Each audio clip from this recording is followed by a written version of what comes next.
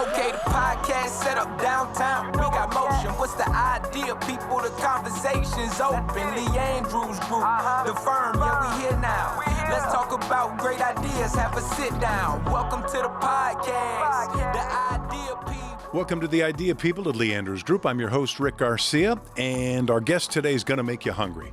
Richard Pink joins us. He is the president and owner of the legendary Pink's Hot Dogs. And thank you so much for joining us on the Idea People. I love being here. Well, we appreciate it. Pink's Hot Dogs, for anybody who's been under a rock and doesn't know this already, is a Hollywood landmark.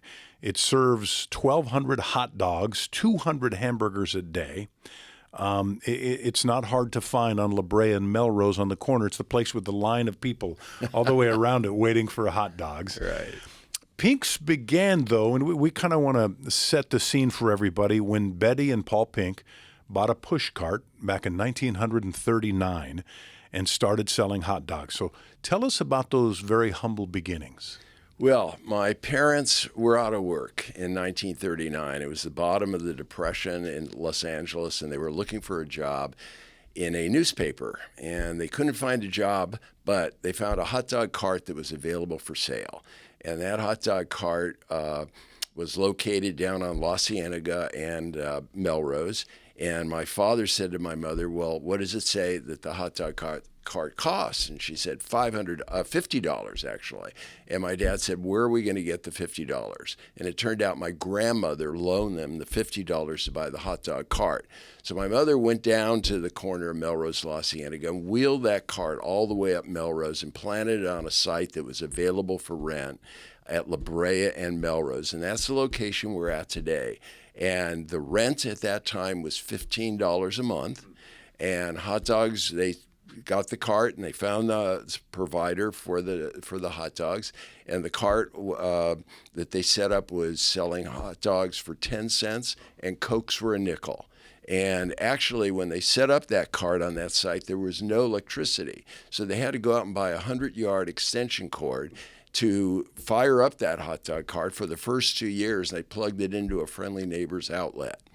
And so 2 years went by, and in 1941, the landlord raised the rent from $15 a month to $25 a month.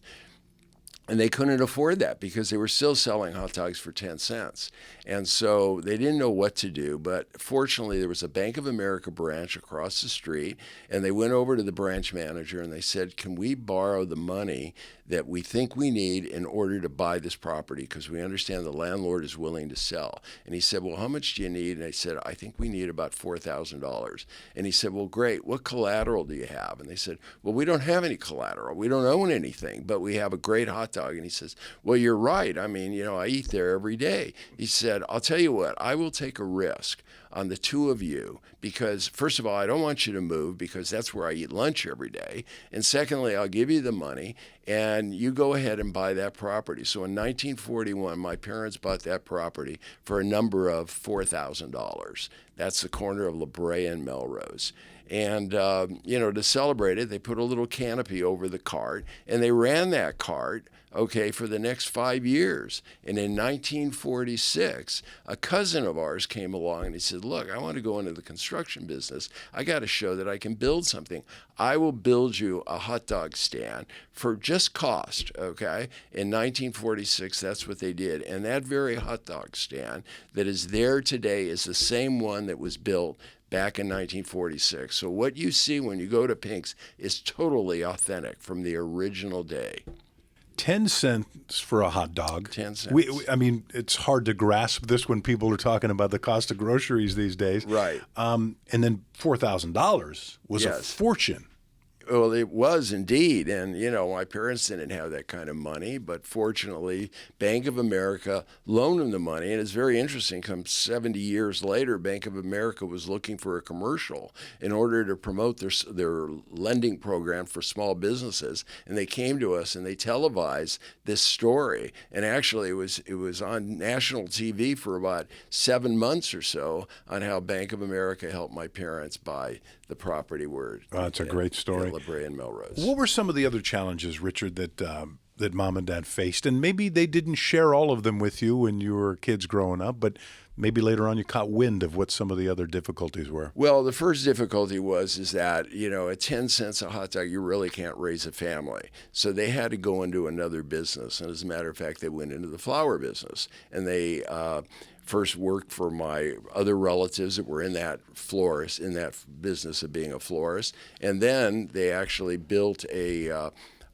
flower shop right next to Pink's back in 1948. And they opened up Pink's La Brea Melrose Flowers. And so probably one of the big challenges family-wise is that I never had dinner with my parents at the same time. Somebody always had to be at the shop.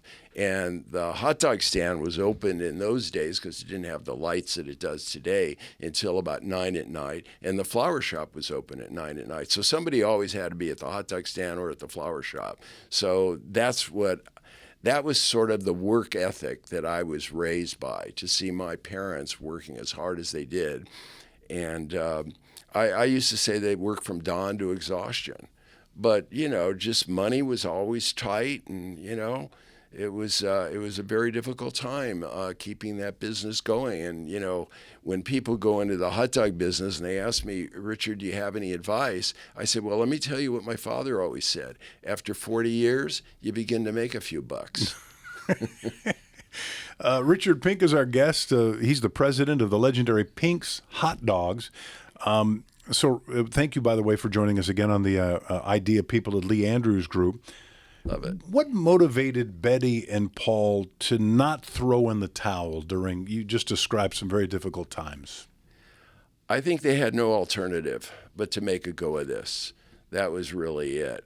Also, they kept getting, favorable comments from customers. This is way before we had social media and all that. And, we had, when they built the stand in 46, they had a dining room, which is the same dining room as today. And actors used to come from all over the country, and they couldn't afford much more than a 10 or 15 cent hot dog. And so they would post their pictures up on the wall. And they would hope that some of these famous producers that were coming there, like Howard Hughes, would eat there, or Spencer Tracy, an actor, but he certainly knew everybody. Orson Welles, another person, and they tacked it up on the hope that somebody would discover their face on the wall. And that became today our celebrity wall of fame, as a matter of fact. But back in the old days, it had a purpose. They were trying to, have people discovered. So, given that we had these wannabe actors coming, producers, and they said, oh my God, these hot dogs are so good. It reminds me of my home back in Pennsylvania, my home back in Delaware and all that. My parents want to give it up because they kept hearing all this positive reports, and, people would start to line up, and it became part of the culture of the city. And then, of course, the flower shop was going, and my mom was a bit of an artist, so she was doing weddings, she was doing funerals with the flower business, she was doing all kinds of events, and so she had a real talent for that. And so I think that they just sort of became connected with that location and that business that they had, that they just wanted to build it. It was just a drive on their part, particularly on my mother's part. I mean, she sort of had this inner entrepreneur that said, I can do this. And she was a very feisty, strong woman. And so I have to say that I idolized her because of her work ethic and her talent. Well, the restaurant business, I don't need to tell you, has such a low survival rate. What is Pink's secret to over 8 decades of success? Well, I think the first secret is that we just kept it going. So we have something that's sort of a legacy. In fact, the city of Los Angeles designated the intersection of La Brea and Melrose as Pink Square. But I think it starts with the food. In the original day, they got a hot dog, and it's the same recipe that we had back then. So if you want to talk about something that's important, consistency and quality. And the hot dog snaps when you bite into it, okay? So people all wanted to hear that snap. So starts with the food. The second thing is the personnel. Our staff has been with us 20 to 30 years. So when you go there, there's always Yolanda, there's always Luce, there's always Mary Lou. You know the people. And, you get so familiar with it, you feel comfortable going back because you know the people. Third, the atmosphere is totally authentic. It's original. And it's so nostalgic.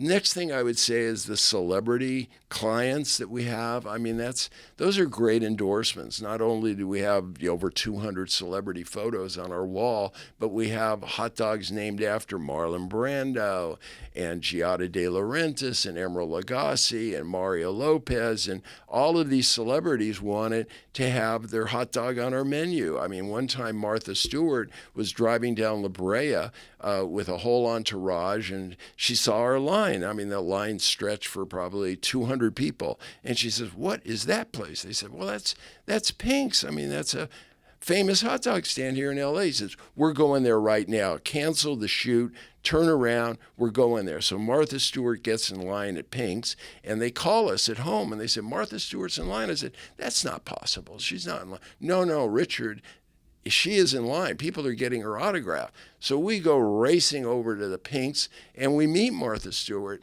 and she says, "I love this place, and I want to create a hot dog here. You got to have a Martha Stewart dog on your menu." I said, "Okay," and she made it, and it's fabulous, and it's got, relish and lettuce and tomatoes and sour cream and bacon and sauerkraut. I mean, it's really tasty. I mean, I love it when these football players come into Pink's, these big, tall, strong guys, and they say, "I'll have 3 Martha Stewarts, please." Okay, but she did. In fact, she even brought us back to her show in New York, and she said, "You got to serve 300 Martha Stewart dogs to my audience." And so, the celebrity endorsements, the fact that we're on La Brea, very busy street, we have parking, and we own the property. So we don't have a landlord that's hiking the rent and pushing us out. So all of those ingredients is what it takes to make it. But, in terms of myself, a lot of people don't know this, but I have an undergraduate degree from UCLA, a bachelor's degree. I have a master's degree from USC, and I have a law degree from Loyola. And I always say that's what it takes to run a hot dog stand today. That's all. That's all it takes.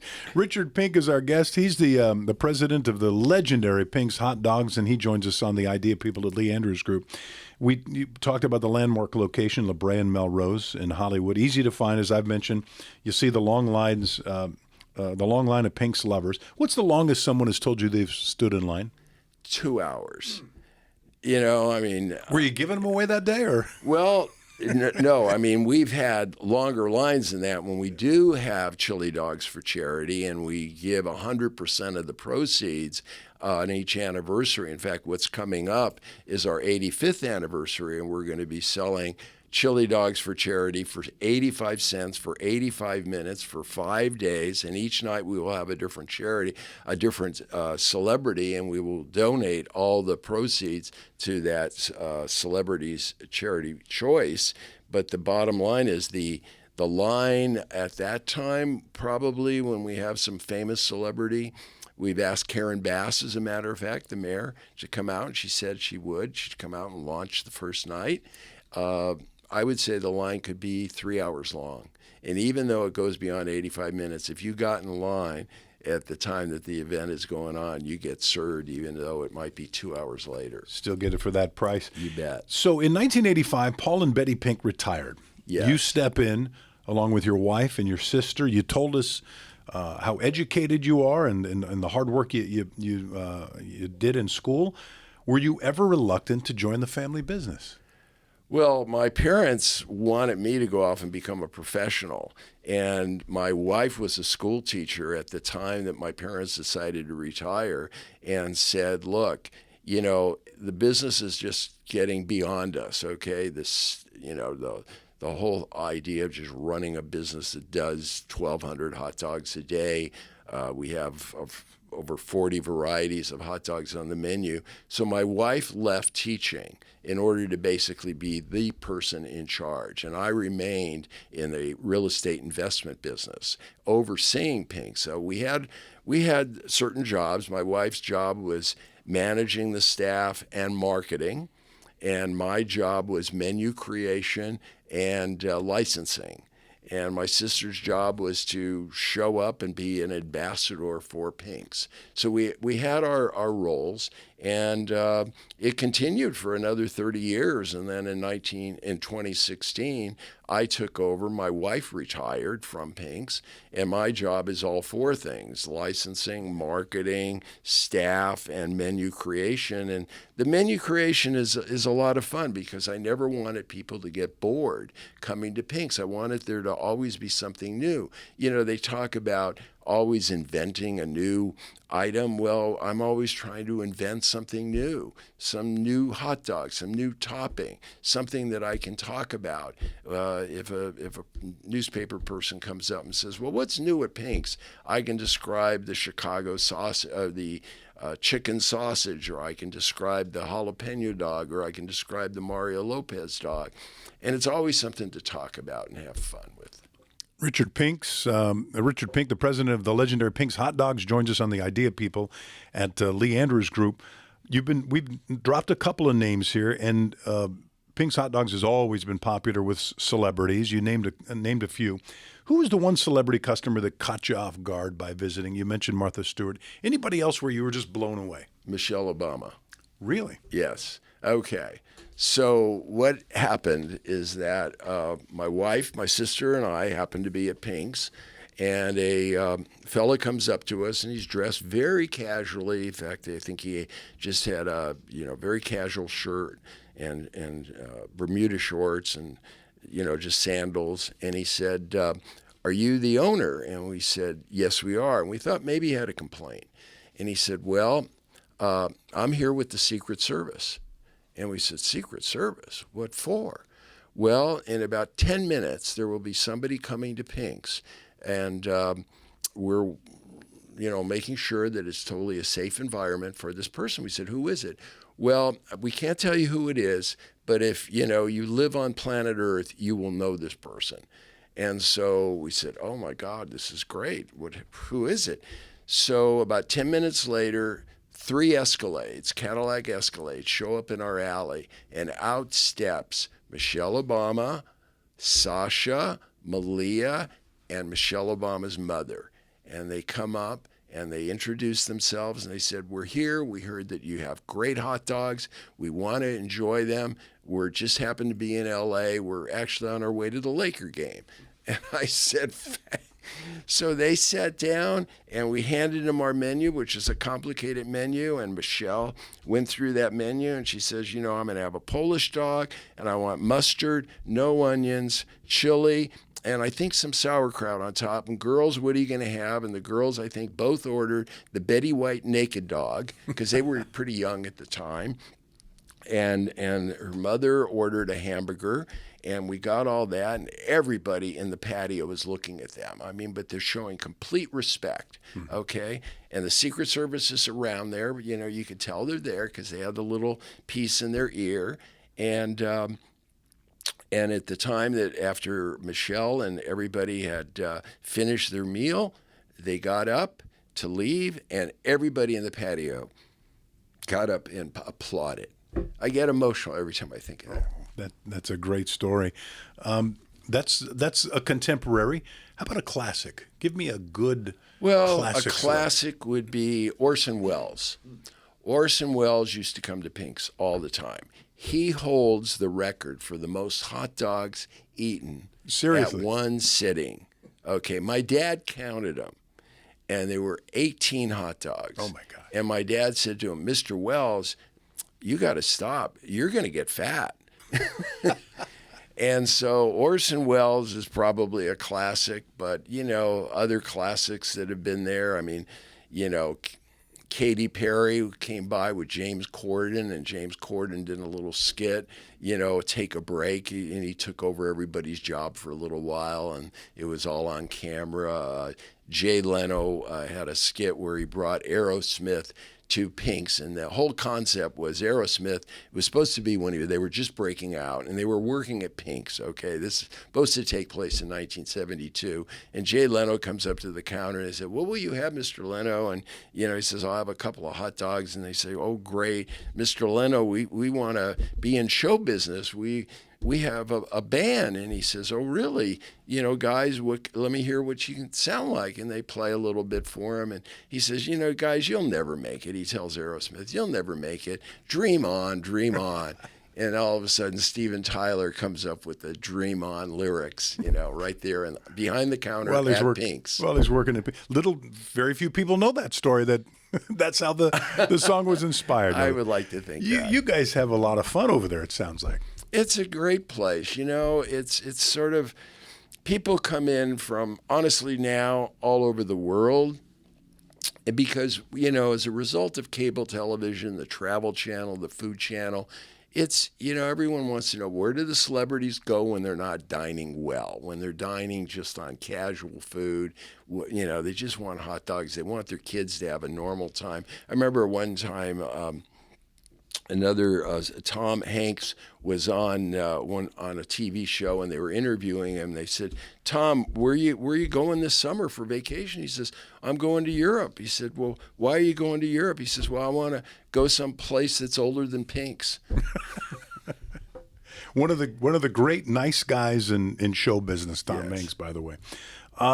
Speaking of people dying to go to Pink's and coming to you, you're starting to go to them somewhat, right? 8 locations now. Do you want to tell us where you are that's not La Brea and Melrose? Right. Well, we're at City Walk at Universal City. We're at a water park out in the Inland Empire. We're in a water park back in Wisconsin, a water park in New York. We actually have 3 Pink's, believe it or not, in Manila, Philippines. Let me stop you there. How did you wind up in the Philippines, of all places? It's a really good question. There is a family that runs a very well-known restaurant here in Los Angeles called Republique. It's located on La Brea, and the owner of Republique's wife is Filipino, and her sister owns a chain of restaurants in the Philippines. And they know that in the Philippines, first of all, they love hot dogs and they love everything American. So they came to us and they said, I think Pink's is a well-known brand. A lot of Filipinos come to Los Angeles. They eat at Pink's. I think if we took Pink's to the Philippines, it would do really well. And so that's what we did. But what was interesting about that is that you generally cannot export hot dogs to other countries. They want to make sure that it's safe and all that. So what happened in that case is that the local chef imported beef from Australia and beef from America and blended it such that it duplicated, absolutely the taste, the texture of a Pink's hot dog and our chili. And they had to duplicate it in the Philippines as opposed to importing it. So that was a complexity of that expansion. I've always been more traditional in the sense that for me it's mustard and relish on one.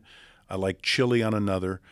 You have the menu here in front of you here. What are some of the more exotic, or what would surprise me as far as how many different things can you do with a hot dog, I guess is my question. Well, right now we've got over 40 different things we could do with a hot dog. And sometimes I go to Pink's and somebody says, I'm on number 32. And I said, well, we don't number our hot dogs. No. I mean, I'm working my way through the menu and I'm up to number 32 and I got a way to go. I said, well, great. The one that is surprisingly so popular is, we call it the El Cucuy dog, and it's a 12-inch jalapeno dog, and it's topped with mayo, mustard, ketchup, grilled onions, jalapenos, and bacon, I mean, that is just fully loaded and surprisingly so popular. Interesting. Yeah. But, when people, aren't quite sure, we've got a dog we call the LA Street Dog, topped with 3 strips of bacon, grilled sauteed peppers and onions, mayo, ketchup and jalapenos. Then I named a dog after the LAFC soccer team. I had to do that. Yeah, of course. Right? And that's a 9-inch stretch dog topped with grilled steak, coleslaw, Oh, my gosh. and a great barbecue sauce. And then I have La La Land dog. I mean, after all, where are we but La La Land? 9-inch stretch dog topped with guacamole, chopped tomatoes, bacon bits, and a swizzle of sour cream. Giada de Laurentiis, I mean, she's interesting. She's been coming to Pink since she was 14 years old. I have a picture of her in a little ponytail waiting in line. I mean, Giada de Laurentiis. And she has a stretch hot dog topped with mixed grilled peppers, onions, mushrooms, tomatoes, grilled mozzarella cheese. She calls it, that's Italian. It's like a pizza on a bun. But another interesting one is Drew Barrymore's dog. So Drew Barrymore called us and she said, you know, when I separated from my parents, she legally separated. Yeah. She had an apartment not 4 blocks from Pink. She said, I walked in front of your place every day of the week, okay? I said, well, you got to have a hot dog, okay? So we created one for her. It's called Drew's News Dog because that's her TV show. And it's a 12-inch jalapeno dog topped with mustard, chili, onions, 3 slices of bacon, and shredded cheddar cheese. I mean, I just love that dog. And people come in and, you know, I'll take one of those and I'll take a burger and maybe I'll have a burrito dog, you know, which is a 12-inch tortilla wrapped around 2 dogs with tons of stuff inside of it. And then our fries are phenomenal. Our onion rings are incredible. Well, let me. Okay. Sorry to butt hungry, in. yeah? I just ate too, and I'm hungry again. Okay, there we go. Richard Pink, the president of the legendary Pink's Hot Dogs, is here. Well, you're leading me into my next question, which is, first of all, how did hamburgers make their way on the menu? A, and B, tamales? Is this true? Am I not supposed to mention this? Or? Well, people love hamburgers, you know, but we made our name. Our signature is really the hot dog. I mean, that's sort of it. But you know, if people want some variety, they go to hamburgers. With tamales, tamale has been on our menu since 1939.